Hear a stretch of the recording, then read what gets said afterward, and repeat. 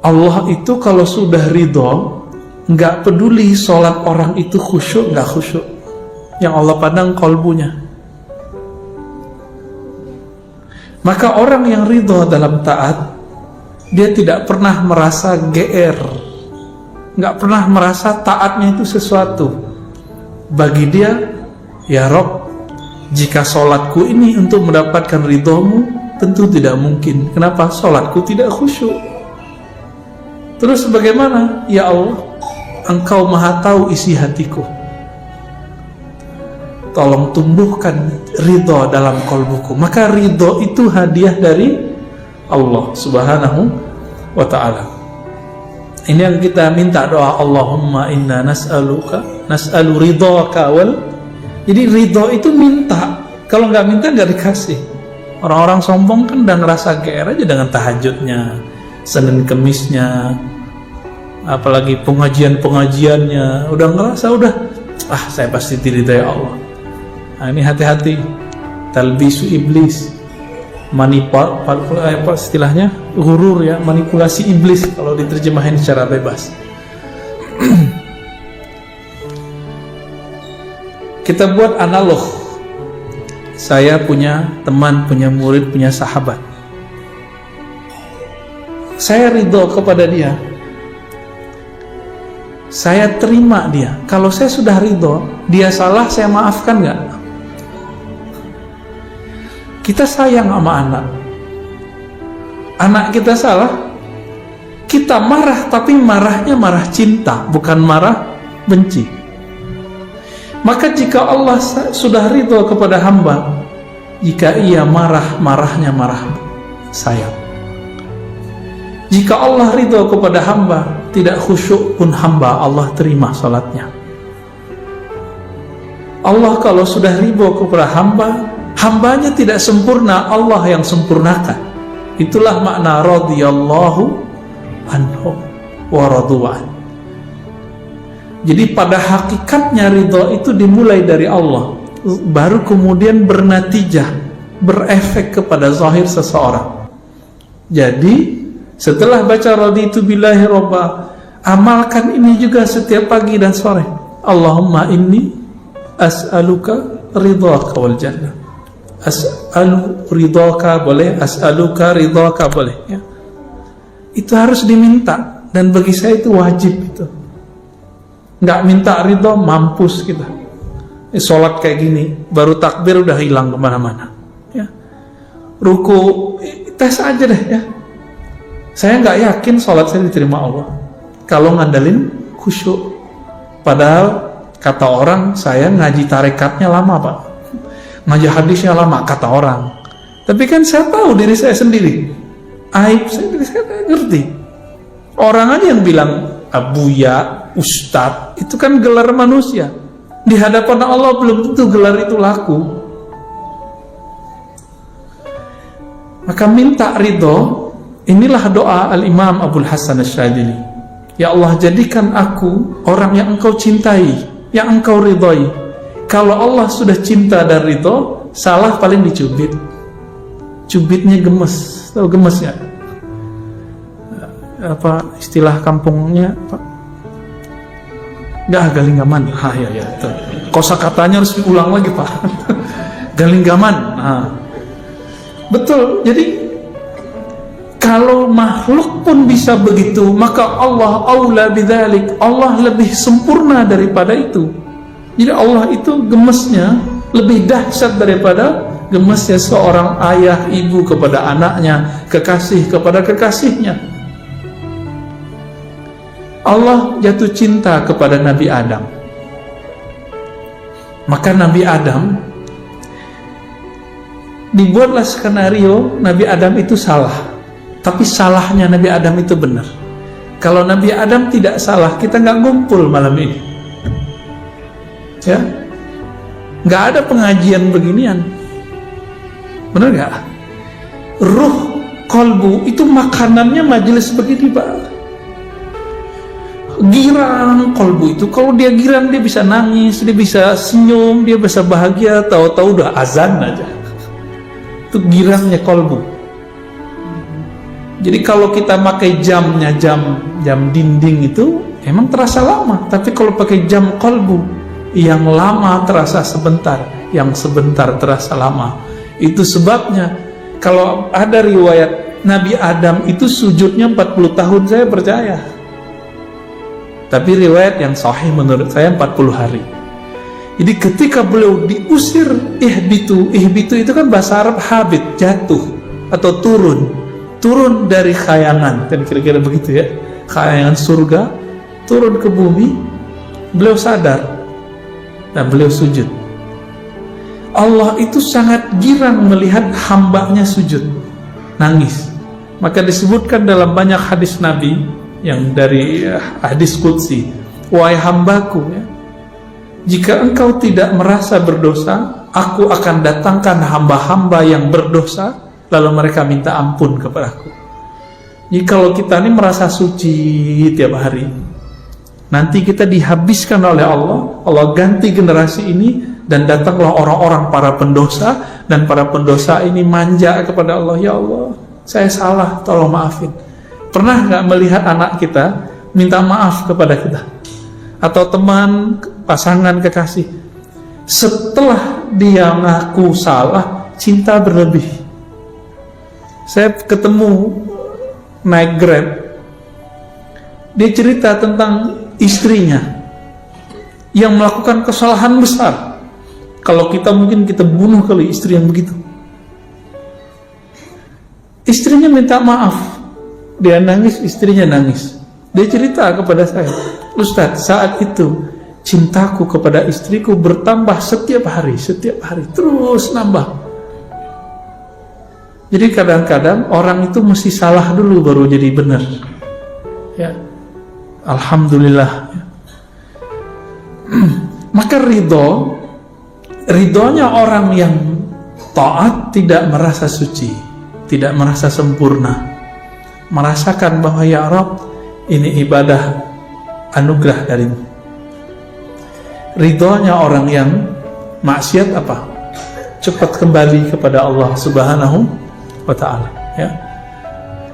Adakah di dunia ini sesuatu terjadi tidak dengan izin Allah? Ada nggak? Oke, ini bukan jebakan ya. Taat terjadi di dunia nggak? Maksiat terjadi di dunia? Semuanya izin Allah nggak? Ya. Namun yang Allah ridho yang mana? Taat yang mana? Maka taat terbagi dua. Ada taat zahir, ada taat batin. Kepala sujud, tapi hati angkuh, merasa diri paling nyunnah, paling ikut sunnah Nabi. Masuk nggak? Nggak masuk. Jadi selama kita ini sujud, ruku, lalu masih merasa diri paling alim, paling suci di antara orang yang lain, sama yang di samping aja, saya merasa lebih dikit, yang di samping udah nggak ada terima sama Allah. Gawat nggak Pak? Gawat. Kadang-kadang Allah melirik, ini ada pendosa nih sholat di ujung soft, nggak kelihatan sama orang, bukan ustadz, bukan siapa-siapa, mungkin preman kali pendosa, tapi di kolbunya dia merasa, ya Allah, aku ini orang jahat ya Allah, datang ke rumahmu ingin mengadu. Waktu dia sujud, dia nangis. Itu Allah lebih suka yang begitu. Tangisannya hamba yang mengaku salah itu lebih diterima daripada Allah, oleh Allah SWT, daripada kebanggaan orang taat dengan taatnya. Jadi taatnya kolbu apa? Memandang bahwa taatnya adalah hadiah dari Allah SWT. Ini saya sering ulang-ulang supaya tidak hilang dari alam bawah sadar kita. Kalau muazzin baca hayalal salah, hayalal falah, kita jawab apa? La haula wala quwwata. Ayo sholat. Jawabannya, tiada daya untuk takbir, untuk sujud, untuk ruku, kecuali dengan izin Allah. Tapi ahlul haqaiq, ahli hakikat itu menjelaskan, la haula fit ta'ah wala quwwata fil ma'siyah illa billah, kecuali dengan izin Allah. Tidak ada kesanggupan orang untuk taat dan juga maksiat kecuali izin Allah. Masalahnya ketika taat kolbunya ngapain? Setelah maksiat kolbunya ngapain? Ini Allah pandang cuma kolbu ya. Oleh karena itu, sahabat-sahabat yang makan Allah, jangan terlalu girang dengan amalan yang kita dapat, tapi jangan putus asa juga dengan maksiat yang kita pernah lalui ya. Semuanya Allah yang atur. Kita ini dibuat pernah maksiat biar enggak merasa paling suci di antara manusia. Ini bapak-bapak yang merasa suci ini, itu suatu saat Allah akan lempar ke dunia hitam. Kalau Allah sayang, dilempar nanti ditarik. Ketika ditarik, bentar-bentar nangis, bentar-bentar tersentuh. Setiap kali melihat orang bermaksiat, dia nggak menghakimi orang, dia wah, saya juga begitu. Mungkin saya lebih hina daripada orang itu. Ini Pak rahasianya. Maka seorang yang sudah begini, baru dia masuk ke ranah namanya radiyah, mardiyah, jiwa yang ridho. Jadi jiwa yang ridho sumbernya di kolbu. Kolbunya sudah beres. Walaupun jiwanya masih belum beres, nggak apa-apa. Kolbunya yang penting beres, Pak.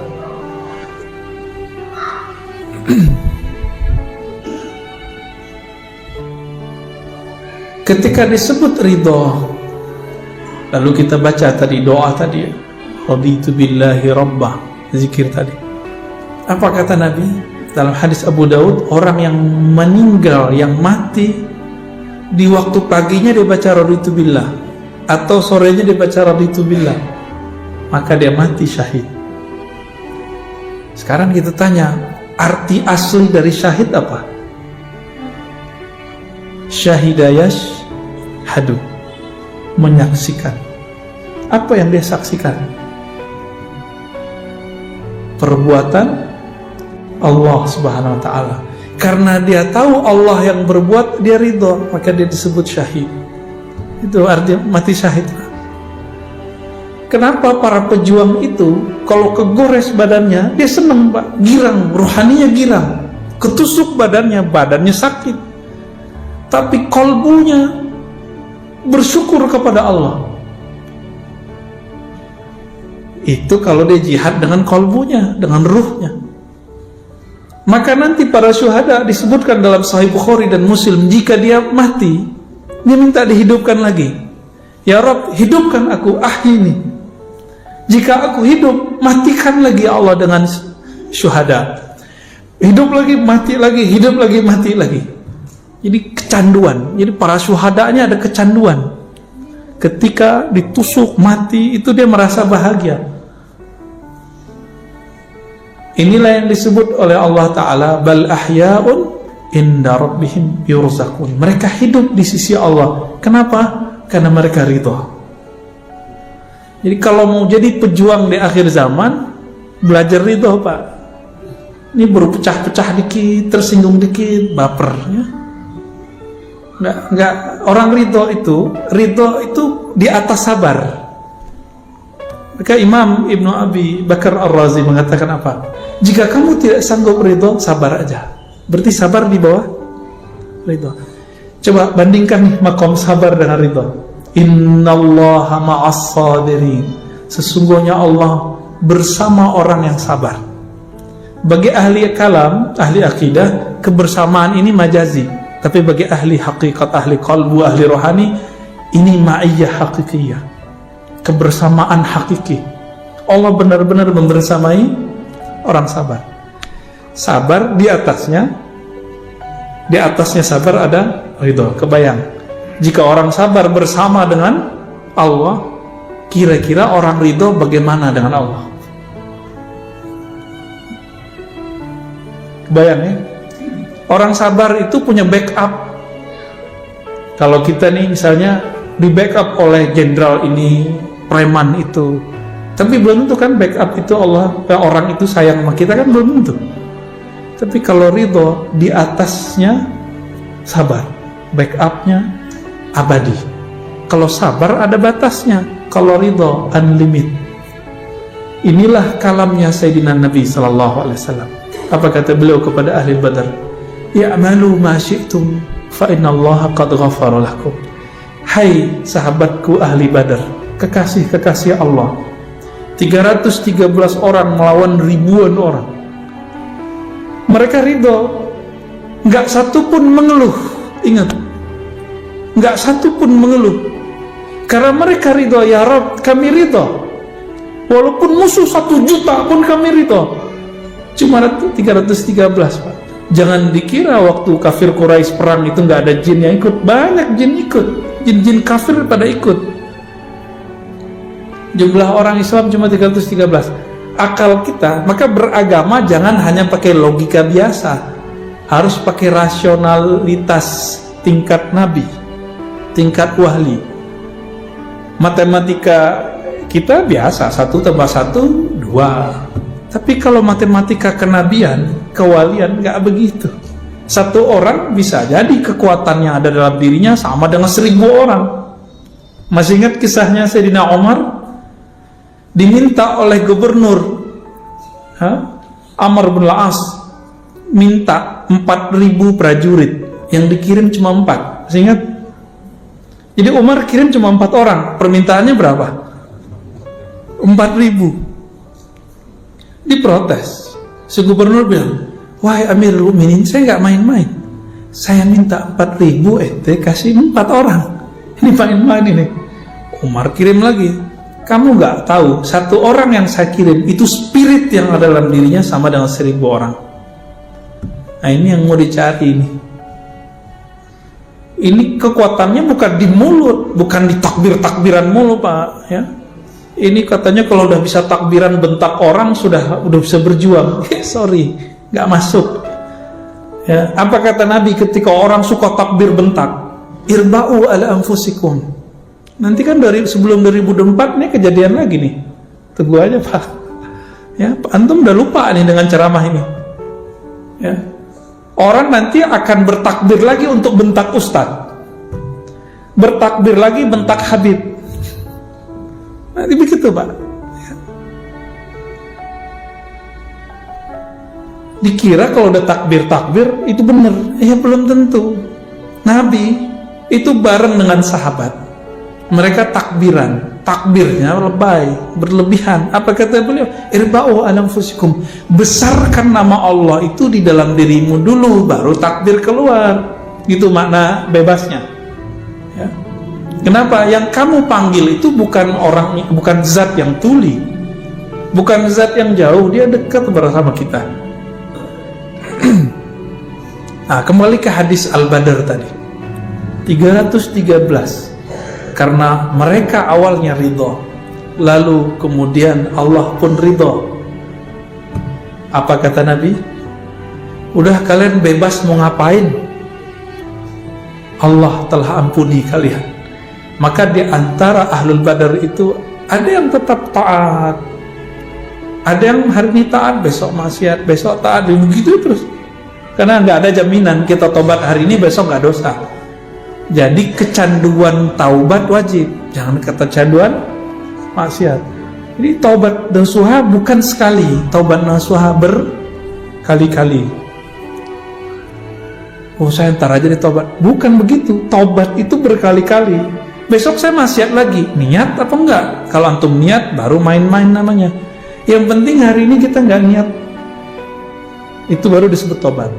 Ya Allah, saya niat enggak maksiat lagi besok, itu tobat namanya. Tapi besok niatnya tobat lagi gitu, ya. Maka ada sahabat yang kecanduan minum khamar, namanya Nuaiman, dan itu bukan satu, yang disebutkan cuma satu. Biasa hukum syariat berlaku, dijilid, dipukul 40, 80. Apa kata orang ke Sayyidina Umar? Nabi sudah wafat, Abu Bakar sudah wafat. Wahai Rasulullah, wahai Amirul Mukminin, itu musuh Allah, bunuh aja, uktuluhu, bunuh aja. Berarti di zaman Sayyidina Umar ada orang-orang yang suka berdarah-darah, bener nggak? Suka membunuh orang. Kalau ngeliat pemaksiat, wah ini pemaksiat nih, harus kita bantai nih. Halal darahnya. Udah ada di zaman Umar. Apalagi hari ini, Pak. Hari ini lebih dahsyat. Orang haus darah, zombie tapi berkopiah. Zombie berserban hari ini. Ngomongnya darah aja ya, kafir, bid'ah. Serem, Pak. Udah darurat begini nih. Tapi Allah masih sayang sama kita. Arab udah hancur kan? Yaman banyak nih mahasiswa Yaman udah pulang.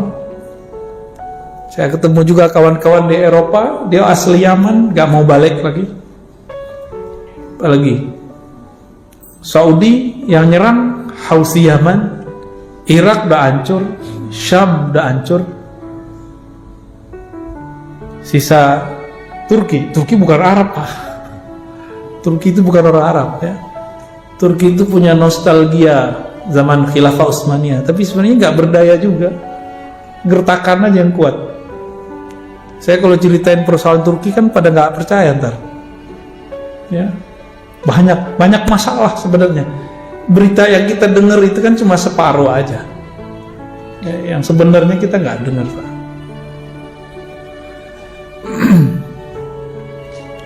Gimana? Jadi ridho nggak?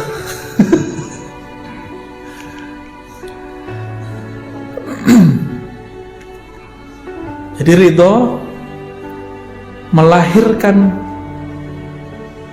kepasrahan yang total. Maka ridho itu puncak dari tawakal.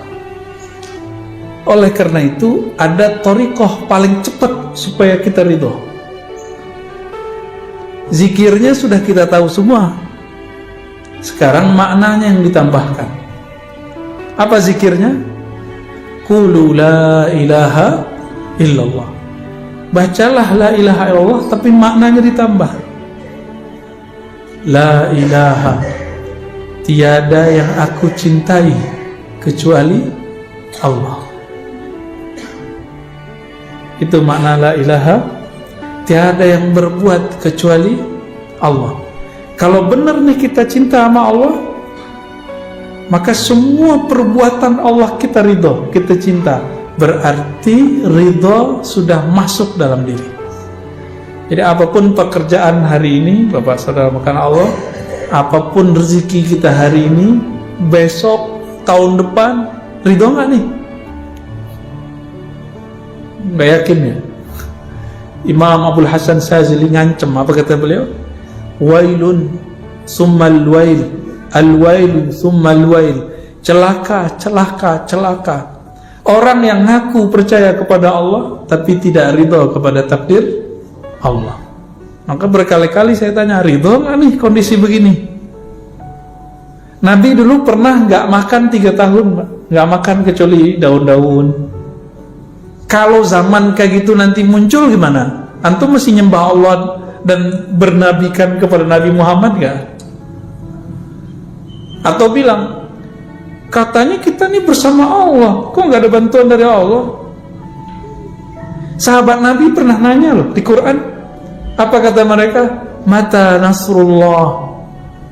Nabi juga ngomong begitu, kapan pertolongan Allah turun? Mereka menjerit dalam dirinya setiap hari. Maka Bapak Saudara makan Allah, sering-sering baca surah Al-Bayyinah itu dan akhir surat Mumtahanah. Nanti lihat karakter mereka. Karakter mereka adalah karakter orang yang beramal dengan kolbunya, karena Allah kuatkan dengan Ruhul Qudus, dengan Roh Kudus. Nah, diri kita, tubuh ini, di dalam diri kita ini ada namanya Ruhul Hayawan, ruh hewani. Makanya kita ini bisa marah seperti hewan. Jadi kalau antum ini bentak orang yang nyalip kita di tengah jalan, itu yang bentak bukan setan, karena setan nggak pernah bentak. Setan tuh kalau ngomong lembut. Serius ya? Udah ketemu setan belum? Jadi kalau ngomong kasar nih, ngomong jorok, itu sisi hewani. Yang kedua, di dalam diri kita ada sisi ruhun nabat, ada ruh tumbuh. Ruh tumbuh itu ada di di badan ini, di kulit, semuanya itu ada semua. Makanya pada tumbuh kan. Kalau nggak begitu, rambut kita nggak tumbuh. Nah, cuma ada yang dia terbatas, di giginya nggak tumbuh lagi kan. Itu karena roh nabatnya segitu aja di atasnya. Kalau kita cuma hidup dengan dua roh ini, dua spirit ini, maka kita sama dengan binatang ternak. Ulaika kal an'am, marah, ya, makan, minum, tidur, itu dia. Maka Allah tiupkan ada roh yang suci namanya Ruhul Kudus. Jadi kita punya Roh Kudus di dalam. Jadi kita ini punya sesuatu yang suci di dalam. Inilah yang dikatakan dalam Al-Quran, ya, fa nafakhtu fihi min ruhi. Aku tiupkan rohku. Aku tiupkan rohku. Maka roh inilah yang bikin kita sadar setiap hari. Tubuh maunya ke bumi, sukanya yang sifat bumi. Yang hewani tadi ya sukanya sifat hewan, makan, minum, kawin, ya, itu hobinya. Tapi ruh senangnya ngapain?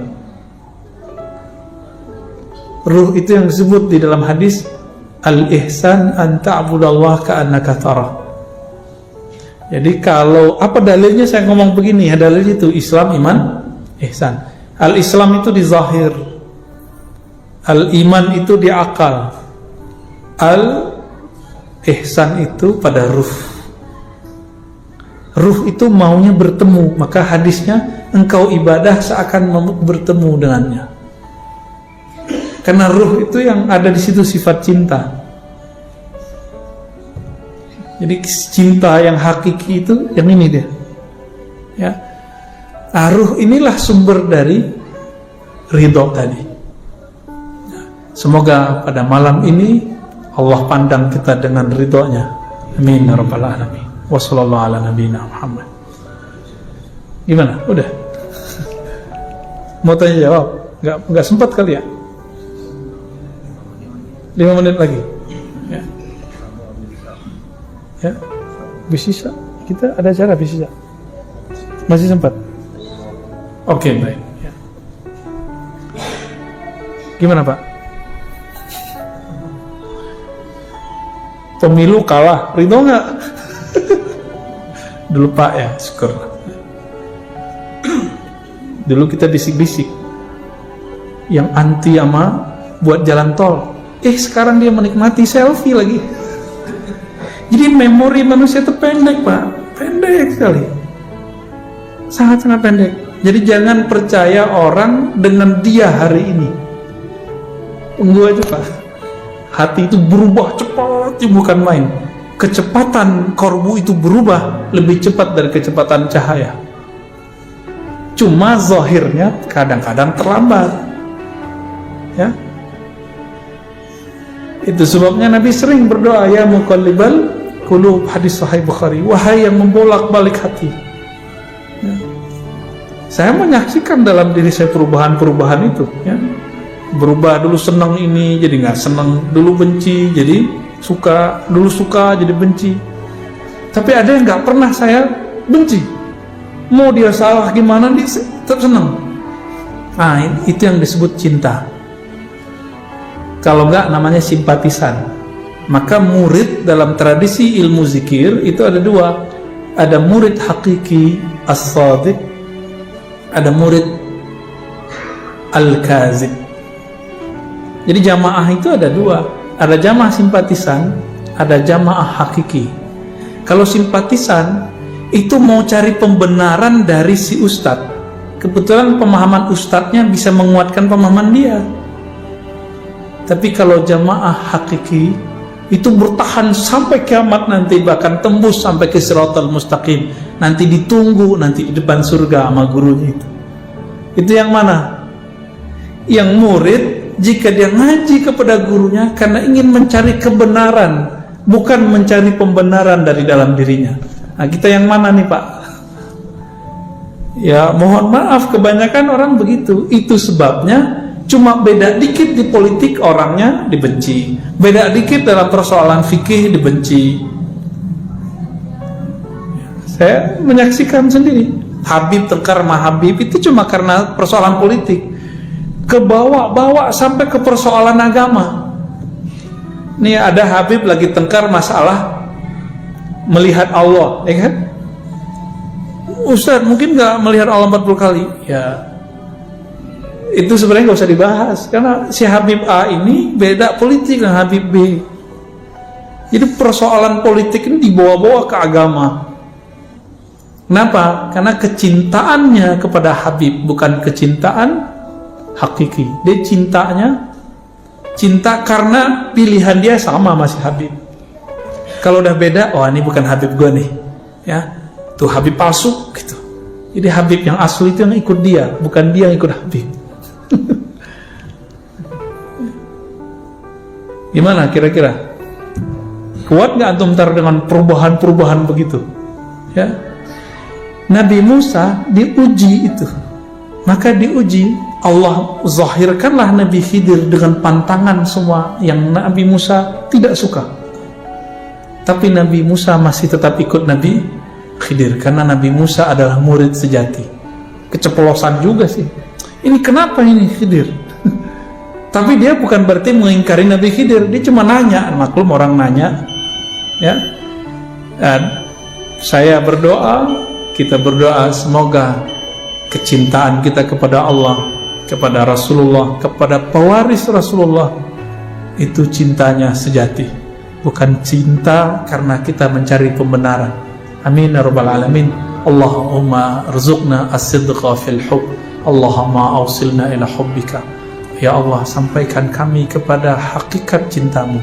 Ya Allah, pandanglah kami dengan cintamu. Allahumma rzuqna ru'yataka wa ru'yata nabiyyikal Mustafa Muhammad SAW. Ya Allah, berilah kami kemuliaan dapat memandang wajahmu, memandang wajah kekasihmu Sayyidina Nabi sallallahu alaihi wasallam. Assalatu wassalamu alaika ya sayyidana ya Rasulullah. Alhamdulillah rabbil alamin. Subhanakallahumma wa bihamdika asyhadu an la ilaha illa anta astaghfiruka wa atubu ilaik. Assalamualaikum warahmatullahi wabarakatuh.